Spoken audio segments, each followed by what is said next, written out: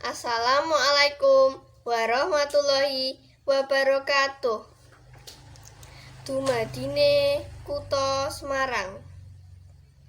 Nalika semana Kasultanan Demak dipimpin dening Pangeran Madepandan. Pangeran Madepandan duwé putra arane Pangeran Pandan Arang.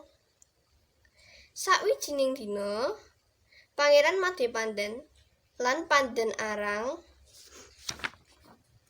sarta para abdine lenana ngulon parane tekan sawijine alas kanggung liwang-liwung.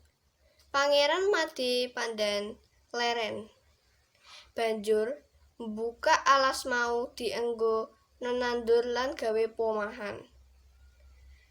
Emane durung bisa ngrasake kasilih, Pangeran Madepandan banjur seda. Sadurunge seda, Pangeran Madepandan ninggal wekas. "Nger, anakku Pandan Arang, olahen papan iki kanthi temen-temen. Aja pisan-pisan sliramu ninggalake papan kene. Amarga mengkone bakal dadi panggonan reja." Pangeran Pandan Arang tansah eling lan ngetosake welinge suwargi bapake. Papan kono dirumat lan dijaga kanthi becik. Dheweke sregep ngopeni lan ngolah papan panggonane iku nganti dadi tlatah kang subur. Pancen temenan, suwe-suwe papan mau dadi tlatah kang subur lan reja ijo royo-royo. Tanduran apa wae bisa urip ing daerah kono. Amarga subure daerah mau, akeh wong padha teka lan kepengin dadi murid utawa pendhereke Pangeran Pandan Arang. Sawijining dina, Pangeran Pandan Arang lan pendhereke maruhi kedadean sing aneh-anehi. Ing lemah sing wis subur iku akeh tukulan wit asem. Nanging sanajan akeh, wit asem iku tukule adoh-adohan utawa arang-arang.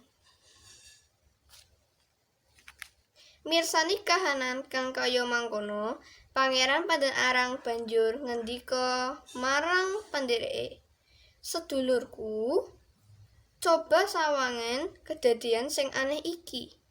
Ing lemah kene dumadakan akeh tukulan wit asem. Nanging anggone tukul arang-arang adoh-adohan ing antarane siji-sijine."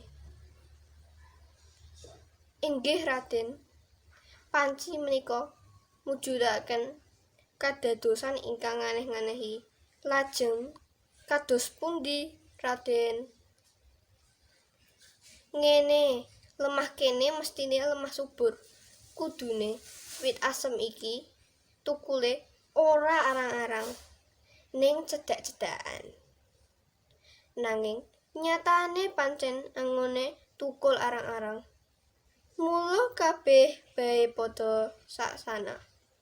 Awit saiki papan kene tak jenengi Semarang, yaiku saka tembung asem kang tukul arang-arang. Iya, wiwit dina iku nganti seprene papan kono kawentar dadi Kutha Semarang. Pangeran Pandan Arang dadi pemimpin daerah Semarang kanthi gelar Raden Pandan Arang siji. Menika kula sampun aturaken sita singkat. Mugi saged migunani lan nuju prana ing penggalihipun. Wassalamualaikum warahmatullahi wabarakatuh.